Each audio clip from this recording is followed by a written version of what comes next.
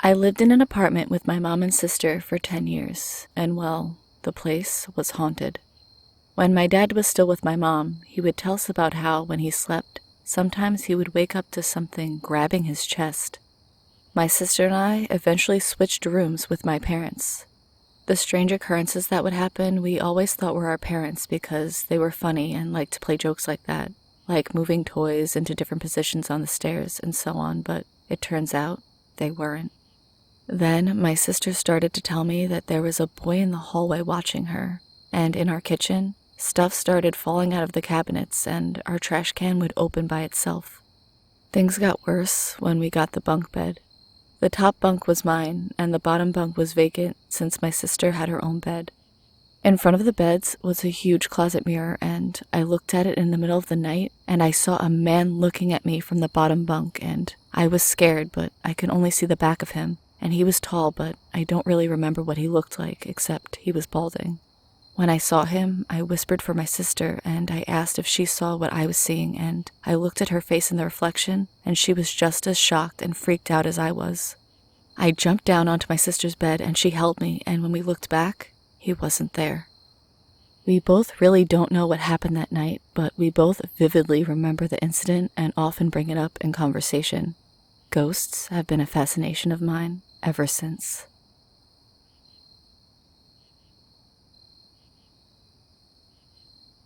Please, someone help us. We don't know what to do. It's getting so bad, and in the 20 years I've lived here, this is by far the worst. Both my parents grew up in haunted houses, and of course my siblings and I have grown up in haunted houses as well. At first, my parents thought my brothers just had an imaginary friend in their closet named Joe. One of my brothers woke up screaming in the middle of the night, and I was a baby, so I don't remember, but my parents have told me about it. My parents ran in there, and he had blood all over his sheets and 3 very long cuts down his back. My brothers had bunk beds, and my other brother was on the bottom. My parents said he was so pale, and he wouldn't say a word. Things calmed down for a really long time, until I was about 10. I had one of my friends staying over, and we were staying up really late playing games and doing what little girls do. We started to hear scratching coming from the outside of my door, and I had a cat, so I thought it was her. I went to open it, but no one was there, so we just shrugged it off. Then it started again, and the doorknob started to jiggle, and it slowly opened, and there was a dark figure standing there. It looked like it was out of breath, and its shoulders were going up and down. Then it lunged at us, and we screamed, and my parents came running. Nothing or nobody was in the house. My friend never stayed over again, and stopped being my friend shortly after. 9 years later, just little things were happening, nothing too scary. My boyfriend, now husband, went off to basic training, and I still lived with my parents. I was only 19. I had my dog Zeus, and he was sleeping on my bed with me. He was a yellow lab. It was about 6:30 in the morning, and I had to be up at 8:30 for work. He woke me up by growling, and then I heard a weird voice in my ear, speaking a language I didn't understand.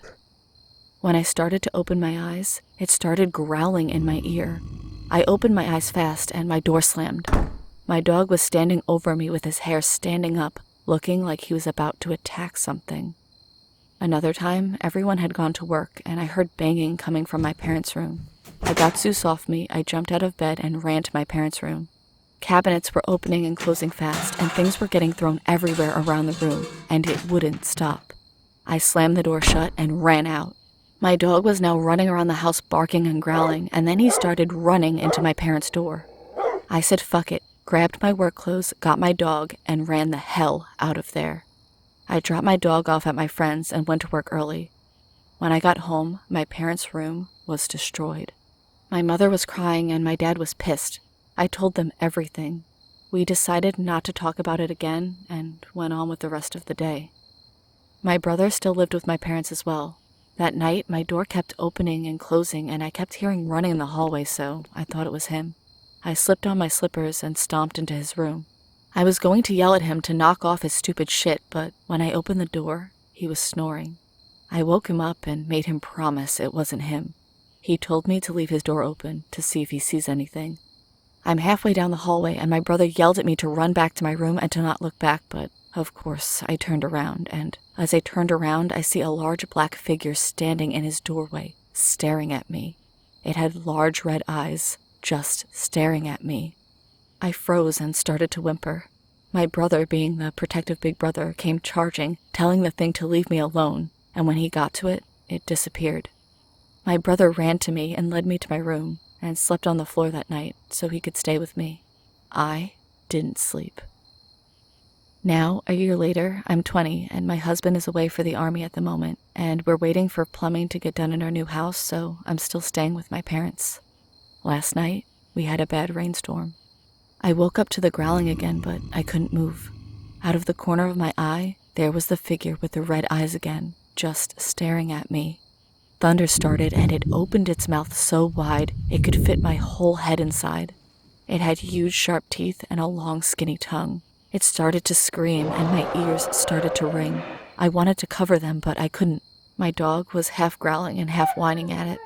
My parents came running in, covering their ears, but stopped mid-run when they saw the thing. My dad came running to me anyway and picked me up and carried me to his room with my dog following.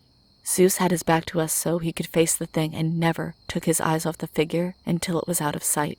I was finally able to move, and I started crying and shaking uncontrollably. My brother was still living at home as well, and he had his girlfriend over that night.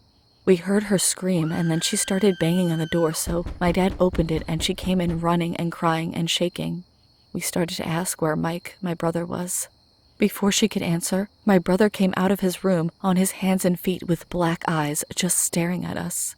We all froze, and none of us knew what to do. My brother then popped his neck and started running for us. My dad slammed the door shut and locked it. My brother started to run against it. My mom was screaming for him to get the hell out of her house and just kept repeating this while throwing things and stomping, and then things went quiet. My dad opened the door, and my brother was passed out on the floor with his nose bleeding. When my brother woke up, we told him everything. He didn't remember anything. He just remembered hearing screaming, and then it all went black. He told us all sorry and then stayed quiet for the rest of the night. Nobody slept, and we all called into work to try and figure something out. Now it's the next night, and it's 11 at night. We are hearing scratching and growling through the house. We can't do this again. Please, help.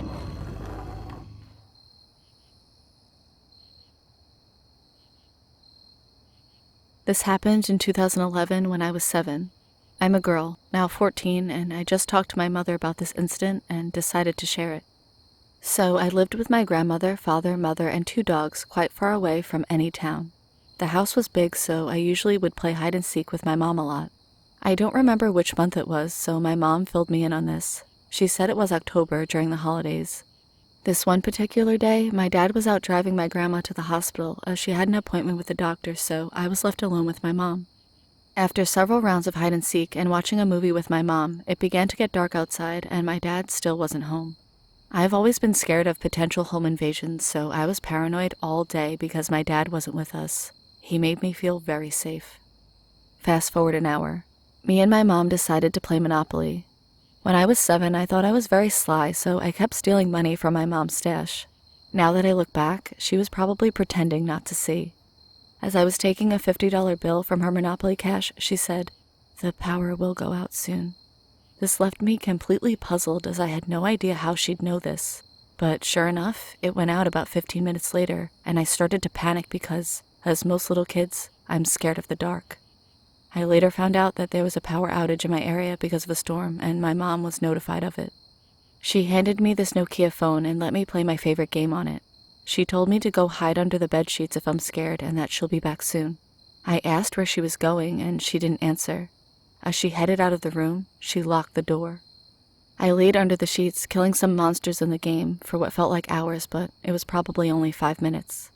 I heard footsteps in the kitchen, which was next to the room I was in, so I pulled the sheets off my head and yelled out, "Mom?" I was so glad she was back because I was really scared, but I heard no answer from her. The footsteps didn't stop, so I yelled again, "Mom, can you please come? I'm scared."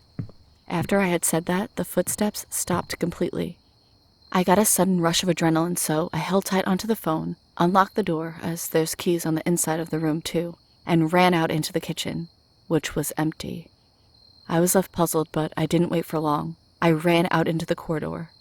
Alright, so the corridor has 4 doors on the right side, one at the very back, which I never was allowed to go in. I later learned that that room was where my great-grandma died, and no one touched it ever since. It also had stairs next to it leading to the 2nd floor, and one at the front which led to the outside. The 4th door was a closet. I quickly opened the outside door ready to run out, but the rush of adrenaline was gone, and I got scared of the outside too. It was very dark, and I was barely able to see.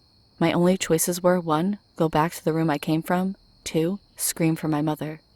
I chose number 2 and started screaming for my mom over and over again. I guess I wasn't loud enough because there were no replies.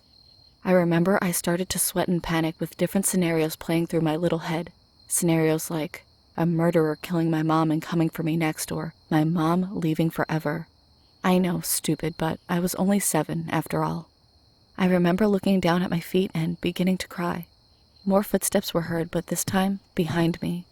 I looked behind me and saw a silhouette of a tall person, I'm assuming it was a male due to the body build, at the end of the hallway, standing in front of the door. I can't recall what he looked like because he was all black. I stared at him for about 15 seconds in pure horror. This got my adrenaline pumping again, and I ran out the door towards the outside toilet, only to be greeted by my mother, who looked worried as hell. After I told her what happened through uncontrollable sobs, my dad was in the driveway already parking his car. My granny was left at the hospital for some treatment. He searched the house, but no one was found, so my mom told me it was just my imagination. But I know what I saw and heard. Fast forward 7 more years. I live in another house, and I randomly remembered about this incident and talked to my mom about it. She seemed quite hesitant about telling me this, but at the end I convinced her to tell me. What she said gave me chills. Apparently, when I was 4, I started to stare at one particular corner in the kitchen and laugh like crazy. My mom asked me what was so funny, and every time I'd point to the same corner but never told her what was funny. After a few months, the random giggles I let out when staring at the corner didn't stop. What made my mom lose it was the fact that I started speaking random German words that I'd never heard before. We have no relatives that are German or can speak German, and I wasn't introduced to technology at that age. My mother knew it was German because she actually can speak a little bit, but never spoke it. She bribed me with candy to tell her how I learned to say the following words in German: it, help, chocolate, shower, and war. My response completely shocked her. I pointed to the same corner again and said, "He taught me how." My mom kept her cool though. She asked me who I was talking about, and I said, "The man who makes me laugh." My mom asked me what he looked like, but I only said he looks like a shadow and that he's from Germany. When she asked where the man lived, I pointed to the 2nd floor. This all made sense because I always hated the 2nd floor and never went up there because I felt like I was being watched. My parents took it upon themselves to Google the history of the house, and sure enough, it was built by Germans. I don't remember any of this, but my mom kept on reassuring me it happened.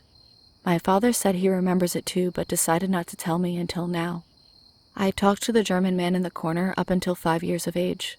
I'm pretty sure you can put 2 and 2 together, but if not, the man I saw when I was 7 was the same man I talked to when I was 4. Every time I go back to visit my grandma, I always feel uneasy.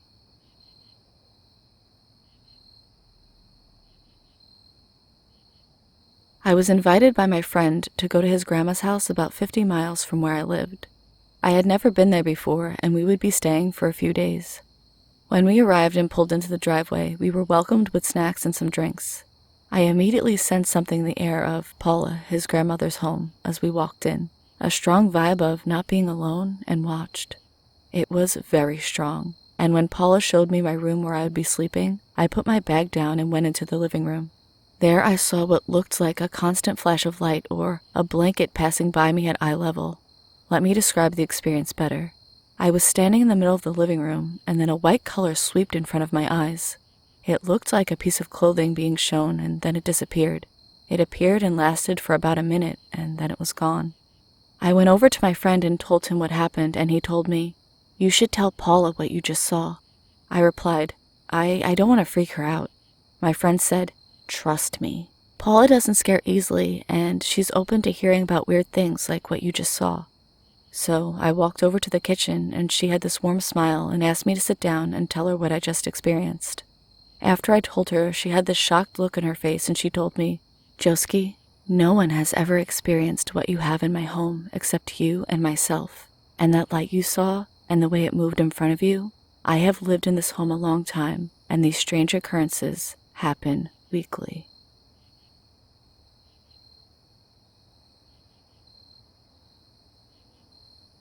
I have always been quite adventurous, so it stands to reason that when I had spare time alone, I would hop in my car and go exploring.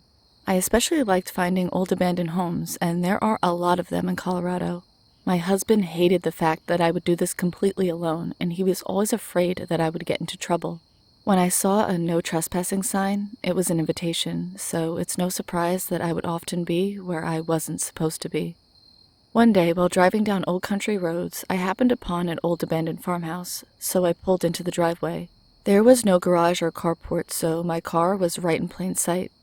This old red brick house was all boarded up, but around the side of the house, there was an opening where one of the boards had fallen off, so I scrambled on up and crawled through. I found myself in front of a bedroom. Of course, it was rather dark, but there were cracks in the boards that let in just enough light that you could easily maneuver throughout the house without too much difficulty. Imagine my surprise to find everything still in the house, untouched.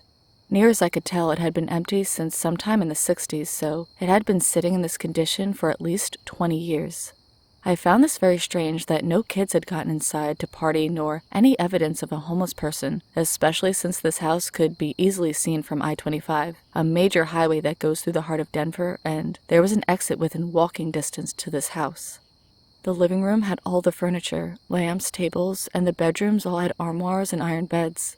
Everything was left in the kitchen, along with home canned goods, spices, dishes. Everything was still there. In the bedroom where I entered, there was a portable toilet, and I wondered if someone had been sick. I got the feeling that that was the case. I spent hours in there just looking through pictures and postcards of the family that had lived there. There was a ton of Catholic paraphernalia too, crucifixes on the walls, rosary beads, and the like. It was fascinating to me, and I was trying to figure out why this family had left the house this way. I was so surprised when I came out how many hours had passed, but I chalked it up to being too involved and losing track of time. I have never worn a watch, so it wasn't hard to believe that this could happen. This place also wasn't too far from my house, so I would go there as often as I could. I would wander the grounds, investigating the sheds and the outside. The root cellar under the house was loaded with old canned goods and rotted root vegetables. The smell, of course, after all this time was non-existent, so it really wasn't unpleasant. I kept wondering what had happened there. I didn't know that the family that had owned this house lived just around the corner on the same street. How I found out was they caught me there and ran me off. I watched them as they left, and I saw where they went. Now, when I would go back, I'd look to see if they were home before I'd go in. So week after week, month after month, I would go back there. There was so much to explore. Time after time, they would catch me there again, and always run me off. I always wondered why they never called the police on me. I think they knew I was being haunted, although I was not aware at the time. Later on, after I had been exploring for a number of months, I began to find myself there with no recollection as to how or when I had gotten there. Every time I went in, hours and hours would go by, and every time I came out, I was always surprised at how much time had passed. I would think I was in there about 2 hours, but would find at least 6 hours had passed, and it was dusk. It would begin to get dark, and I would have to leave because, of course, there was no electricity. I was completely taken over, and got it into my mind that I wanted to buy this house. So I talked to my husband about it, never revealing to him that I had been going there. I kept it a secret from everyone, even my best friend. I did some research and tried to find out anything I could about it. I did find out it was built in 1910, but I could get no other information about it. I even tried to talk to the people that own the house, but they would never tell me anything and would just tell me to leave, again. I never damaged anything and left everything as it was. I never took anything from that house, until one day. I was drawn to an old green woven clothes hamper in very good condition, and since I needed one at home, I took it. No one would miss it, right? Now I had made a connection. Bad move. Soon after I took this hamper, I had a dream, or was it a dream? A figure in a dark hooded cloak approached me and said, Can I come into you and finish living out the rest of my life? I replied. If I let you, then when can I live out the rest of my life? And the figure disappeared and I woke up. Creepy, huh? I do believe that the hamper was the catalyst for this event. I should not have taken anything. Thou shalt not steal. There is always a reason for his commandments. The next time I went to the house, it had been completely demolished. The house and all the outbindings were gone. There was absolutely no trace that anything was ever there. Not a brick, not a board, not even the foundation. The root cellar had been filled in completely. I was devastated and wondered how and why they did this. The house was safe and could have been sold. I had been going there 2 and 3 times a week, so I don't know how this was accomplished so quickly. I wonder if the dream came after the destruction, but I had not known what they had done, and I guess the hamper made it possible for this spirit to come to me. I kept that hamper for a number of years and was always haunted by whatever had happened there. As long as I held on to it, I could not release myself from the spirit that inhabited that house, although I never had any more dreams. I finally did rid myself of it, though, because I knew as long as I hung on to it, I'd never be free. I don't remember how I disposed of it, but it wasn't until then that I was finally released, but this had gone on for years. I am very much more careful now when and where I go. I will stand outside and take the time to size up the spirit or spirits connected to these old places before entering. Please, if you are going out exploring and you find a place like this, do not take anything, as you don't know what you are bringing home. And if you have taken anything from a house like this, get rid of it, now.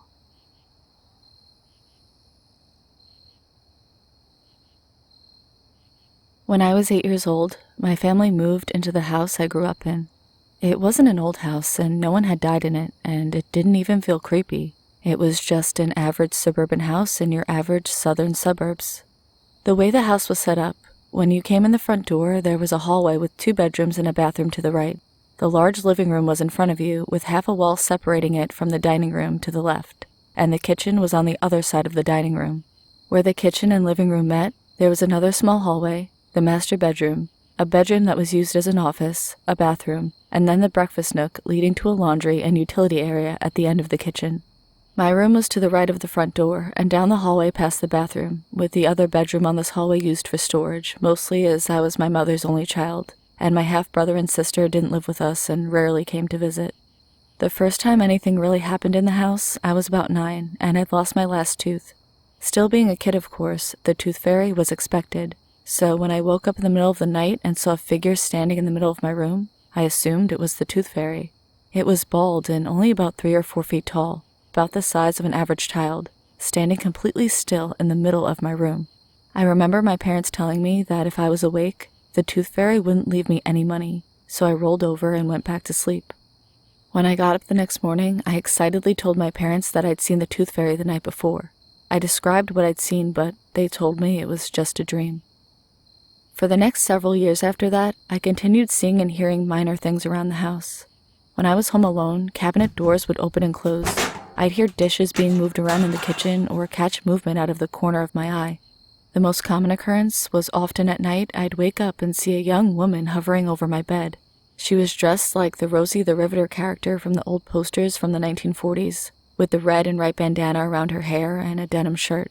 When I would see her, she'd stare at me for a few minutes and then slowly float over my body and out through the wall behind me. I was never afraid of her, though. When I was about 12, my parents divorced, and it was just me and my mother living in the house. By the time I was in my late teens, my mother was rarely home, and my house became the hangout for me and my friends. Most nights, everyone gathering together to play Dungeons and Dragons or something similar after work. One night we were hanging out, but didn't want to play, so I pulled out a Ouija board I'd picked up at the local toy store a few weeks before, wanting to try it out. We sat in my room to play with the lights out and the door closed, and it went pretty normally, nothing crazy happening for the most part. The only strange thing that happened was at one point we asked something to show itself, and at that point we heard the front door open and close, and heavy footsteps come down the hall towards my room. The handle of my door started to turn, and one of the guys jumped up and locked the door before it could open. We didn't hear anything else, no footsteps moving away from the door or anything. And after a little while, we turned on the light and opened the door to see if my mother had come home unexpectedly. The house was empty, and the front door locked. We decided we'd had enough of that game at that point, and everyone went home. A few weeks later, we were hanging out at my house again, this time playing Dungeons & Dragons. Though one of the girls that usually came had to work late and had classes in the morning, so she said she wouldn't be coming. While we were sitting in the living room to play, at around 2 a.m, suddenly we heard footsteps run across my wooden front porch. It sounded like someone very short or a small child running quickly. Everyone in the room heard it, and we had a conversation as to if our friend had changed her mind and had just arrived, as she was very short, and it made more sense than a child running through the neighborhood at that time of night. When she never came into the house, we all got up to look, and there was no one outside, and her car wasn't in the yard. Her boyfriend, who was with us, gave her a call and verified that it wasn't her, and she just arrived home on the other side of town and was headed to bed. Around this time, the activity in the house picked up. I saw shadow figures with red eyes often in the living and dining room of the house, and heard footsteps and other noises at all hours of the day or night. I started waking up in my room to see hooded figures standing near my window and door. It was around this time my half-brother, who I was close to, passed away. It was sudden, and I hadn't seen him in years as he'd gotten into drugs, and my mother had decided to keep me away from him because she didn't want him to be a bad influence on me. After that, I'd wake up hearing his voice saying my name in the middle of the night often. On a whim one night, I sat down and typed out a letter to him on my computer that was in my bedroom since I was home alone that night and was bored. Now, this computer was hooked up to an old dot matrix printer, one of the really loud kinds that makes all kinds of racket when it's running. After I wrote the letter, I felt silly for it and deleted it without saving or printing it and shut down the computer before I went to bed. Around 3 a.m, I woke up and my bed was soaking wet. At first I thought my puppy had peed on the bed because he was too small to get down, even though he was housebroken and I'd taken him out just before bed. I got up to let him outside and change my bed sheets when I realized the wet was just water, and it was more than a tiny puppy could have made. On my way to take my blankets to the laundry room, I passed the bathroom in my hallway and noticed the light was on, even though I'd turned off all the lights before bed. There, sitting on the counter, was a pitcher from the kitchen with the inside still wet. When I was really young, my brother used to wake my sister and I up by throwing water on us because it made me laugh. When I got back into my room and started making my bed, I noticed a piece of paper laying on top of my printer. It was the letter that I'd written to him, never saved or printed. The computer was still shut down and the printer was off, but it had been printed out, torn off the printer, and laid on top as if someone had read it. Normal things like this continued for a few years when I lived there on and off, before things turned dark shortly before I moved out of the house for good. The hooded figures began to appear more often. I woke up one night with the feeling that I was being stared at, only to roll over and see what looked like a rotting corpse a few inches from my face. Another night I woke up to a hooded man standing at the foot of my bed, with my bedroom door open when it had been closed before. He held up his hand and a ball of blue light appeared in his palm, which he threw at my face. He and the ball disappeared just before it hit me, but the room was so cold that I could see my breath on a normally hot southern summer night. When I was in my early 20s, after I moved out for good, I had one last experience in the house. My mother hadn't been to the house in months and was preparing to sell it. I had told one of my cousins about the things that had happened there through the years. One night he decided that he was bored, and he and a friend of his would pick me up to go ghost hunting in the house while it was empty. Each of us had a camera and a voice recorder. We set a recorder in my old bedroom and spent an hour or two wandering around the house taking pictures. When we got done, we came back to my room and sat to listen to the recording and discuss all of the nothing that we had found. On the recording, we could hear our voices moving from room to room and talking about how my cousin's friend's camera had a sexy shutter sound, and the fact that my camera stopped working almost as soon as we walked in the door.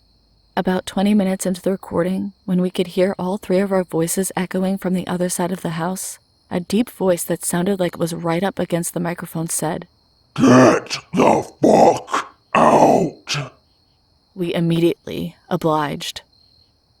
I found out a few years later that my mom actually had several experiences in that house. She would wake up to find an older man in his 50s or 60s looking through her closet or seeing him just wandering around the house. When she'd say anything or get his attention, he'd turn around and look at her and then vanish.